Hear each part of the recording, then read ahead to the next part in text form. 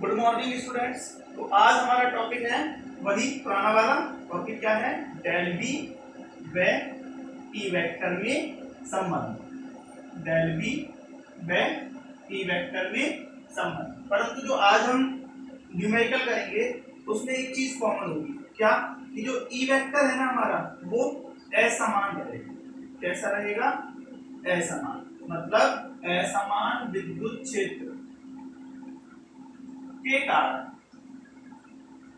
है ना, बी और ई में क्या रिलेशन निकल के आता है, ये हमें पढ़ना है। क्या पढ़ना है?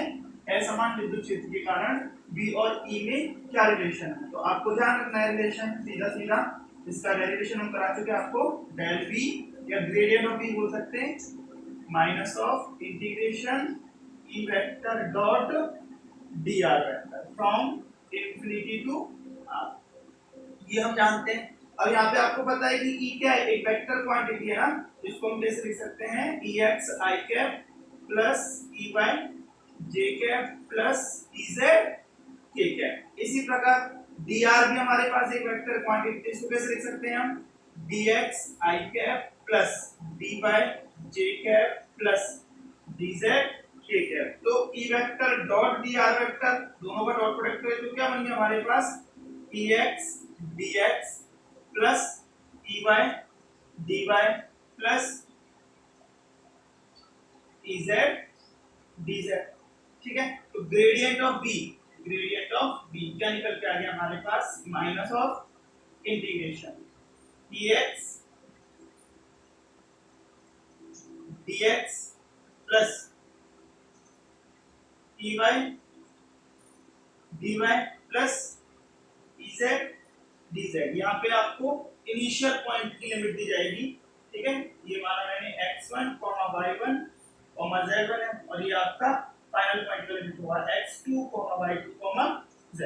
तो इस फॉर्मूले के बेस पर आपको क्वेश्चंस सॉल्व करने हैं। ठीक है, ग्रेडियंट ऑफ b का फॉर्मूला हो गया आपके पास। ठीक है, तो यहाँ से हमें एक चीज समझ में आई कि जो ग्रेडियंट है ना, इस ग्रेडियंट को आपको थोड़ा सा ध्यान से समझना है। इसका मतलब क्या है? इसको हम लिखते हैं, इस ग्रेडियंट को del upon del X I cap plus del upon del Y J cap plus del upon del Z के कैप। ठीक है, इसका मतलब ये हुआ कि जब भी हम पोटेंशियल डिफरेंस निकालेंगे, क्या निकालेंगे? पोटेंशियल डिफरेंस, विभवांतर निकालेंगे, तो हमें जिस दिशा में विभवांतर निकालना है, जिस दिशा में क्या निकालना है? विभवांतर निकालना है, केवल उसी के वेरिएबल को हमें यूज लेना है। बाकी दोनों वेरिएबल्स को हम कांस्टेंट राशि की तरह, कांस्टेंट वैल्यू की तरह ट्रीट करते हैं, है ना। अभी समझाएंगे किस तरीके से होता है। अभी आप ध्यान रखो, यदि हम x अक्ष के अनुदिश पोटेंशियल डिफरेंस निकालना चाह रहे हैं तो उसमें केवल x वेरिएबल ही वर्क करेगा, x राशि भी काम करेगी, y और z को हम क्या मानेंगे? कांस्टेंट। इसको बोलते हैं, इस प्रोसेस को हम बोलते हैं कि एक बार में एक ही भौतिक राशि को यूज लेना है, अचर भौतिक राशि को लेना है, इसको बोलते हैं आंशिक अवकलन। क्या बोलते हैं? आंशिक अवकलन। तो डेल ऑपरेटर है ना, वो एक चिन्ह है जो किसको शो करता है? आंशिक अवकलन को, पार्शियल फ्रैक्शन। आंशिक अवकलन को हम क्या बोलते हैं? Partial fraction. ठीक है, इसका यूज देना भी आपको सिखाएंगे। ये चीज आपको समझ में आई? डेल का मतलब क्या है? तो डेल ऑफ बी क्या हो गया? देखो यहाँ पे डेल ऑफ बी हो गया आपका del B upon del X I cap plus del B upon del Y J cap plus del B upon del Z के कैप। तो ये आपको एक फॉर्मूला है जो लर्न करना है सीधा सीधा। ग्रेडियंट ऑफ बी किसके इक्वल हो गया? Del B upon del X I cap plus del B upon del Y J cap plus del B upon del Z के कैप। इसकी हेल्प से हम ई वेक्टर की कैलकुलेशन करते हैं। कैसे करते हैं? इसके लिए हमें एक न्यूमेरिकल समझना पड़ेगा, तब जाके ये प्रोसेस आपको अच्छे से समझ में आएगी। ठीक है, तो एक न्यूमेरिकल की हेल्प से आपको समझाने की कोशिश करते हैं। इसको हमने क्या किया? v लिया, माना क्वेश्चन है, माना v बराबर आपको कुछ वैल्यू दे रखी है, जैसे मैंने दे दी 6x² y plus y² xz, ये मैंने कोई वैल्यू दे दी। आपसे कहा कि आपका पोटेंशियल है एक असमान विद्युत क्षेत्र में जो पोटेंशियल दिखाया ना वो इससे दिखाया। तो आपसे पूछा फाइंड E वेक्टर एट 1, 1, 1 ये क्वेश्चन, ठीक है। तो आपको फॉर्मूला पता है कि ग्रेडियंट ऑफ बी, ये वाला फॉर्मूला लगाना है। Gradient of B is equal to कितना, minus of E vector dot dr vector from initial to final, ये फॉर्मूला होता है। अब हम क्या कहते हैं कि इस फॉर्मूले को यदि हम ध्यान से देखें, इसको थोड़ा ध्यान से देखें, तो क्या हम इसको ऐसे लिख सकते हैं E वेक्टर बराबर gradient of B upon gradient of R, इसमें माइनस में, इसको नीचे उतारना है, इसको उतार दिया नीचे, और हम क्या कह रहे हैं कि इंटीग्रेशन का ही तो पार्ट है, इंटीग्रेशन का जस्ट अपोजिट क्या होता है, डिफरेंशिएशन होता है, ठीक है। ये बात आपको समझ में नहीं आ रही है, आप एक काम करो, सीधा सीधा E वेक्टर का एक फॉर्मूला लिखो। E वेक्टर का फॉर्मूला क्या होता है, minus of gradient of B divided by gradient of del R, ये फॉर्मूला है जो आपको लर्न करना है ना। इस फॉर्मूले को आप इस तरीके से लिख लो और अच्छे से याद आ जाएगा आपको, minus del upon del R, ठीक है। या फिर इस पर से ध्यान रख लो, minus del upon del X I cap plus del upon del Y J cap plus del upon del Z, ठीक है। तो सबसे बेटर तरीका है आप इन सबको जोड़ो और ये फॉर्मूला लर्न करो जो कि आप पे डायरेक्टली यूज होगा। क्या, E वेक्टर बराबर minus del B upon del X I cap plus del B upon del Y J cap plus del B upon del Z के कैप। अब बात आती है कि निकालेंगे कैसे, तो इसमें से हम एक ही वैल्यू निकालते हैं। सबसे पहले निकालते हैं del B upon del x क्या होता है, ध्यान से देखना, ये इंपॉर्टेंट चीज है। हमें अवकलन करना है, ये बात तो समझ में आ गई, लेकिन अवकलन कौन सा करना है, पार्शियल फ्रैक्शन, आंशिक अवकलन करना है। अब आंशिक अवकलन की कहानी क्या, कि जिस अक्ष के अनुदिश हम काम कर रहे हैं ना, केवल अवकलन उसी अक्ष के अनुदिश किया जाता है, बाकी भौतिक राशियों को या बाकी चर राशियों को, ठीक है ना, हम क्या मान लेते हैं, एक नियत राशि मान लेते हैं। इस बात को ध्यान रखो। जैसे कि मेरे को इसका करना है 6x² y का करना है, तो इसमें 6 तो कांस्टेंट है ही है, इसके साथ साथ y भी क्या है, कांस्टेंट है। y भी किसी तरह वर्क करेगा, एज एन कांस्टेंट ये वर्क करेगा, ठीक है, किसी तरह वर्क करेगा, एज ए कांस्टेंट ये वर्क करेगा। तो हम कह रहे हैं कि देखो 6 और y तो कांस्टेंट है, हमें अवकलन करना है किसका, x² का, कितना होगा 2x, फिर लगाया प्लस का निशान। अब y² कांस्टेंट, z² कांस्टेंट, तो y² कांस्टेंट कर दिया और z कांस्टेंट कर दिया। x की वैल्यू क्या, x का डिफरेंशियल क्या 1, तो ये dv/dx की वैल्यू आ गई, क्या आ गई, dv/dx की वैल्यू आ गई। अब यहाँ पे इस वैल्यू में ये अपन पॉइंट पुट कर देते हैं, ये वैल्यू कितनी निकल के आ गई, 6 गुना 2 प्लस 1, मतलब 6 दूनी 12 और 1 13। तो dv/dx की वैल्यू कितनी आ गई तेरे पास, अपने पास कितनी आ गई, 13 आ गई, कितनी आ गई 13, समझ में आया। इसी तरीके से हम निकालते हैं dv/dy। देखो ये अलग, थोड़ा सा d अलग है, ये जो साइन होता है ना वो पार्शियल फ्रैक्शन का होता है, और ये वाला जो होता है ना वो प्योर डिफरेंशिएशन का होता है, ठीक है। अब अपन को निकालना है dv/dy, dv/dy के तो बोलो देखो, अब हमें y के सापेक्ष अवकलन करना है, 6x² क्या कांस्टेंट हुआ, y का अवकलन 1 प्लस xz क्या, xz कितना कांस्टेंट, और y² का कितना हो गया 2y, वैल्यू पुट कर दो, कितना आ गया 6 प्लस 2 कितना हो गया 8। इसी तरीके से नेक्स्ट क्या निकालेंगे हम, dv/ मतलब del v upon del z निकालेंगे, del v upon del z निकालेंगे, बताओ कितना आएगा del v upon del z।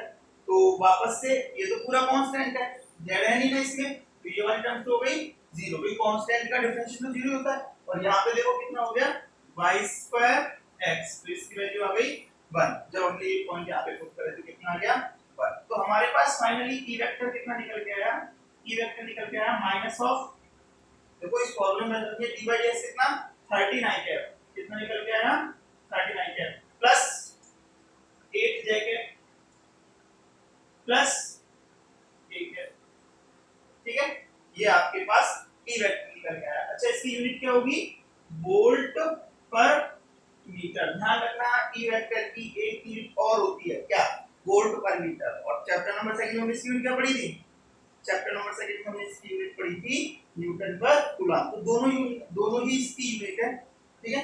Volt पर मीटर का सही, इसको हमने सही देखो यहां से निकाल लो, ये तो वोल्ट है, ये ई है और ये मीटर है, तो वोल्ट पर मीटर की यूनिट है।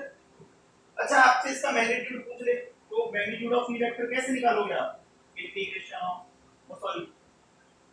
स्क्वायर रूट ऑफ, क्या करोगे -13 का स्क्वायर प्लस -8 का स्क्वायर प्लस -1 का स्क्वायर, सॉल्व कर लेंगे हमारा आंसर यहाँ पे आ जाएगा। तो कितना आया, under root of 169 plus 64 plus 1 65 हो जाएगा ना। तो इसको सॉल्व कर लेंगे, जो भी होता है हमारा आंसर आ जाएगा। तो ये पैटर्न है जिसको हमें फॉलो करना है ना। जब भी आपको v दिया जाए, e पूछे, तो इस पैटर्न से आपको निकालना है, ठीक है। और देखें, चलो और देखें,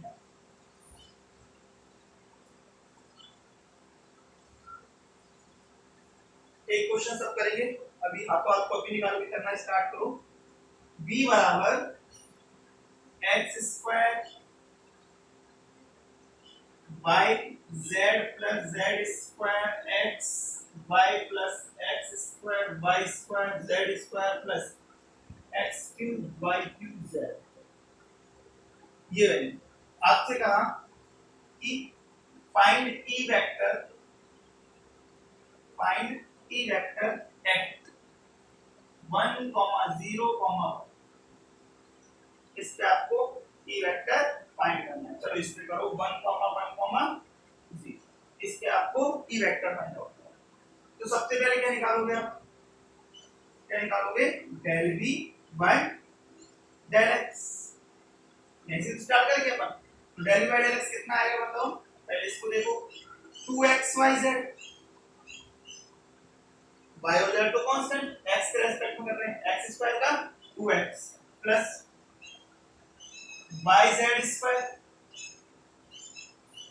plus 2x y square z square plus 3x square y cube z।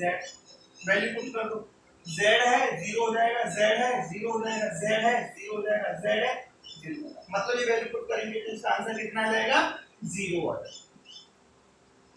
समझ में आया। अब निकालो del v by del y। अब बताओ क्या करो, तो अब की बार y के रेस्पेक्ट में करेंगे तो x स्क्वायर z प्लस इधर देखो z square x plus 2x square yz square plus 3x cube y square z। इसमें भी z है, इसमें भी z है, इसमें भी z है और इसमें भी z है। इसकी वैल्यू कितनी आ गई, 0। अब हमने करा dv बाय dz, ठीक है। इधर देखा कितना आया, x square y z respect करा ना, इधर देखो कितना आया 2zx y प्लस इसमें कितना आया x square, sorry 2x square y square z plus इधर कितना आया x क्यूब y। देखो इसमें z है या नहीं है, नहीं है, इसमें है, इसमें तो ये वैल्यू 0 हो जाएगी और ये वैल्यू 0 हो जाएगी, हो जाएगी 1 प्लस 1। तो आंसर आया हुआ। अब हमें तो ई वेक्टर चाहिए। ई वेक्टर का मेन फार्मूला क्या, ई वेक्टर का फार्मूला है minus of dv by dx मतलब 0 का i cap plus dv by dy मतलब 0 का j cap plus 2 k cap, है ना। ई वेक्टर की वैल्यू कितनी आ गई आपके पास, -k 2 k कैप, और ये आया आपका वोल्ट पर मीटर। कितना निकल गया, वोल्ट पर मीटर। बात समझ में आ गई अच्छे से, है ना। अब आपसे पूछे इसका मैग्नीट्यूड बताओ, तो इसका मैग्नीट्यूड कितना हो गया, अंडर रूट ऑफ -2 का स्क्वायर, मतलब 2 वोल्ट पर मीटर। समझ में आ गया है ना? इस तरीके से क्वेश्चंस को डील किया जाता है। ठीक है, एक और देखें, एक और समझे। चलो एक क्वेश्चन और करते हैं।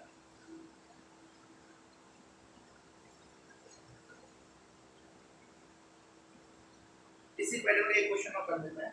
चलो आपके पास कहा b बराबर आपके पास है x² प्लस y स्क्वायर। ठीक है, आपसे पूछा find p vector, find p vector eight 1, 2। तो आप क्या कहोगे? सबसे पहले निकालोगे डेल dy डेल x, कितना आएगा 2x plus 0, del dy del y कितना आएगा 0 प्लस 2y। वैल्यू रखो, x की वैल्यू 1 तो 2 आ गया, यहाँ रखोगे तो 4 आ गया। तो e वेक्टर कितना आया? e वेक्टर आया आपके पास 2 i cap plus 4 j cap, लेकिन किसका? माइनस। इसको सॉल्व करेंगे, e वेक्टर की वैल्यू ये निकल के आ गई और आपसे पूछा जाए कि e वेक्टर का मैग्नीट्यूड कितना, तो आप क्या करोगे? माइनस के 2 का स्क्वायर माइनस के 4 का स्क्वायर। सॉल्व करेंगे तो 4 और 16 20 अंडर रूट 20। अंडर रूट 20 का मतलब कितना हुआ? 2 अंडर रूट 5 क्या वोल्ट पर मीटर। खत्म क्वेश्चन। तो इस तरह के क्वेश्चन आप सॉल्व कर लोगे, इजी है। ठीक है, अब एक पैटर्न के क्वेश्चन और देखो जिससे यहाँ से पूछ जाते हैं। मिला दो इसको। इन क्वेश्चन में तो आपसे क्या कहा था? आपको v दिया था, क्या दिया था? v, और आपसे पूछा क्या था? e पूछा था। ठीक है, अब जो नेक्स्ट क्वेश्चन है ना, उसमें क्या होगा? आपसे कह दिया suppose your e vector is, e vector दे दिया x² plus y square plus z square. ठीक है, और इसको थोड़ा सा दिया x² i cap plus y square j cap plus z square k cap. भाई वेक्टर फॉर्म है ना, वेक्टर फॉर्म में आपको ये दे दिया। ठीक है, आपसे पूछा देन ये है तो find b at b from 1, 1, 1 to 2, 3, 4। ये क्वेश्चन है। आपको अब की बार e दिया है और b पूछा है, तो फॉर्मूला आपको लगाना है gradient of b is equal to integration minus का आएगा e vector dot dr vector. Value दे रखी है 1, 1, 1 टू 2, 3, 4। सॉल्व कैसे करें? तो देखो इसको सॉल्व करने का तरीका क्या? ग्रेडियंट ऑफ b लगाया, अपने पास 3 कोऑर्डिनेट है इसके अंदर। ठीक है, तो हमने इस इंटीग्रेशन को 3 पार्ट में तोड़ दिया। एक तो ex dx के साथ, फिर तोड़ दिया ey dy के साथ, और फिर तोड़ दिया ez dz के साथ। ठीक है, और इनका जो माइनस है ना, उसको मैंने अलग से इस तरीके से कॉमन ले लिया है ना। और इसमें लगा दी 1, 2, 2, यहाँ लगा दी 1, 2, 3, और यहाँ लगा दी 1, 2, 4। ठीक है, समझ में आ गया? इसका मतलब आपको समझ में आ गया कि ये तो आई कैप की कहानी है, ये जे कैप की कहानी है, और ये के कैप की कहानी है, क्योंकि वहीं से तो आया ये ex dx आई कैप के साथ आया, ey dy जे कैप के साथ आया, ez dz के कैप के साथ आया। आई कैप को लिख दो यहाँ पे, आई कैप को लिख दो यहाँ पे, जे कैप को लिख दो यहाँ पे, के कैप को लिख दो यहाँ। तो क्या आ जाएगा? माइनस ऑफ इंटीग्रेशन कितना? x² dx from 1 to 2 plus y² dy from 1 to 3 plus z² dz from 1 to 4। इसको सॉल्व करना है। इसको सॉल्व करना तो आपको आता है, माइनस को साइड में रखो, ये हो गया x³ 3, लिमिट लगा देंगे 1 से लेके 2 तक, फिर लिखा प्लस y³ 3, लिमिट लगा देंगे 1 से लेके 3 तक, प्लस z³ 3, लिमिट लगा देंगे 4। ठीक है, अब इसको x की जगह 2 रख, तो x की जगह 1 रख दूंगा। सॉल्व तो आसान है, इसको सॉल्यूशन कैसे करेंगे देखो, इसका सॉल्यूशन कैसे होगा याद रखो। इधर देखो माइनस को तो रखा बाहर है ना, और इधर देखो क्या करा, यहां वैल्यू रखी मैंने, पहले तो 2 रखी 8/3, 8/3 माइनस 1/3 खत्म, प्लस क्या करा 27 डिवाइडेड बाय 3 माइनस 1/3, फिर अभी प्लस z तो 64 4 तीन बार मल्टीप्लाई करना 64/3 माइनस का 1। अब एक चीज देखो, ये माइनस का 1/3 माइनस का 1/3 और माइनस का 1/3, ठीक है, तीनों को जोड़ेंगे तो माइनस का 1 हो गया। तो सॉल्यूशन में क्या आया माइनस, देखो यहां मैंने तीनों से 3 कॉमन लिया, कौन कौन से थे, इससे इससे और इससे, क्या हुआ किस किस से लिए हमने कॉमन 1 2 और 3, तो कितना हुआ 64 और एक 72, ठीक है 72 और 27 चाहिए वो 99 हो गया, तो ये हो गया 99 और माइनस करना है 1, तो सॉल्व करा माइनस लगाया 3 एलसीएम आया, ठीक है ये हो गया 96, तो इसको सॉल्व करना कितना आया माइनस, और इसको सॉल्व करा 3 3 जा 9 और 3 2 जा 6 32 आया। समझ में आ गया, ये आपका आंसर निकल के आ गया। क्या इसको हम क्या बोलेंगे वोल्ट पर सॉरी विभव है पोटेंशियल इज दैट वोल्ट इसका आंसर। इस तरह के क्वेश्चंस भी इसमें पूछे जाते हैं, ठीक है। ये दो टाइप के क्वेश्चंस हैं जो यहां से बनते हैं, एक तो ई से बी निकालना और एक बी से ई निकालना। तो ध्यान रखना है जब ई से बी निकालना है तो इंटीग्रेशन करना पड़ेगा, और बी से ई निकालना है तो पार्शियल फ्रैक्शन करना होगा, ठीक है। एक क्वेश्चन और लेते हैं, ठीक है, तो ताकि आपकी और अच्छे से क्लियर हो जाए। एक क्वेश्चन और देता हूं, ओके एक क्वेश्चन और देता हूं, बढ़िया सा क्वेश्चन देख लेते हैं, ठीक है। यहां भी ध्यान रखना कि जब हम इंटीग्रेशन करते हैं, ठीक है ना, तो यदि अदर टर्म्स आ जाती हैं साथ में, ठीक है, तो उसको हम क्या करते हैं एज ए कांस्टेंट ट्रीट करते हैं। किसकी तरह ट्रीट करते हैं एज ए कांस्टेंट ट्रीट करते हैं, ठीक है। जैसे कि सवाल देखो, आपसे कहा if E vector is equal to x cube by I cap plus y cube x j cap, मान लो ये दे दिया, आपसे कहा फाइंड है ना ई वेक्टर, तो क्या करोगे आप इसके लिए, ठीक है।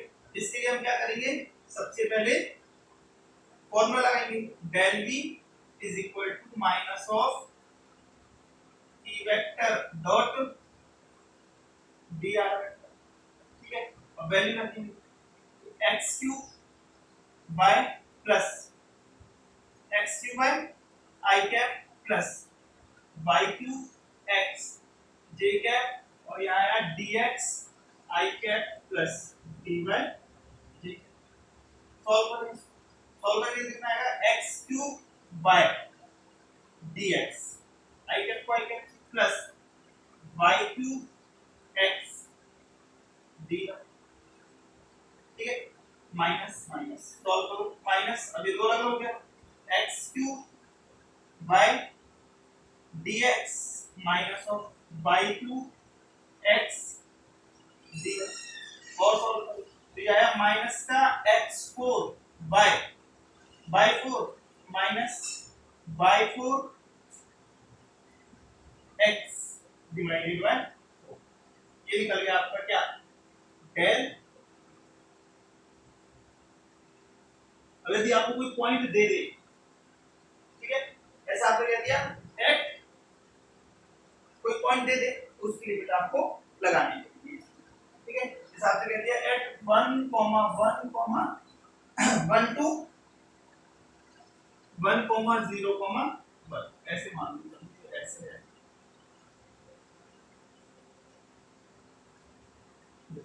आपको कहा इसके बीच और इसके बीच फाइंड आउट करो, यहाँ लिमिट लगा दो, x की लिमिट कहां से, इसमें लिमिट कहां से कहां तक लगाओगे, फर्स्ट में फर्स्ट में आपकी लिमिट लगेगी x की लगेगी, केवल ध्यान रखना कितनी 1 से 1 तक, 1 से 2 तक। और y में लिमिट कहां से कहां तक लगेगी, y में लिमिट लगेगी 0 से 1 तक। ठीक है, हां ऐसे केसेस में आपके पास वेरिएबल की टर्म्स में आंसर आएंगे। तो x की लिमिट तो हम लगा देंगे लेकिन y की लिमिट यहां पे नहीं लगा सकते, ध्यान रखना है ना। ऐसे क्वेश्चंस आपको वैसे जल्दी दिए जाते हैं, पर दिए जाए तो इन चीजों का ध्यान रखना कि x की लिमिट नहीं लगेगी, x की लिमिट तो लगेगी, y की लिमिट यहां पे नहीं लगेगी। ऐसे नहीं y बराबर 2 रख दिया नहीं, ठीक है। इस तरीके से क्वेश्चंस को सॉल्व, ठीक है। जनरली जो क्वेश्चन पूछे जाते हैं वो एक ही टर्म से पूछे जाते हैं, ये हुआ क्वेश्चन, ठीक है। अब आप इसको आराम से कर दोगे, क्या अलग अलग कर दिया, यहां से भी बता दोगे, ये हट गया, ये हो जाएगा इस तरीके से, ये भी यहां से कट जाएगा। अब लिमिट रखना क्या है इसमें, आसान है। तो इसका आंसर जैसे यहां पे कितना आएगा, माइनस तो है ही अपने पास 16/4 माइनस 1/4 है ना, फिर माइनस में कॉमन लेंगे ना, प्लस प्लस ना हो ये पूरा माइनस में ये कॉमन ऐसे है। इसको सॉल्व कर लेंगे, सीधी सी बात है, ये हो गया 1/4 माइनस 0, सॉल्व करेंगे तो कट गया, ये आ गया आंसर 4 माइनस का 4, उस केस में आंसर क्या हो जाता माइनस का 4, ठीक है। इस तरह के क्वेश्चंस आपको इसमें करने हैं, बोलेंगे सारे क्वेश्चन, है ना। तो इन क्वेश्चंस का ध्यान रखना। आज के टॉपिक में हमने क्या पढ़ा था, असमान विद्युत क्षेत्र में E से B निकालना और B से A निकालना, ठीक है, ये टॉपिक।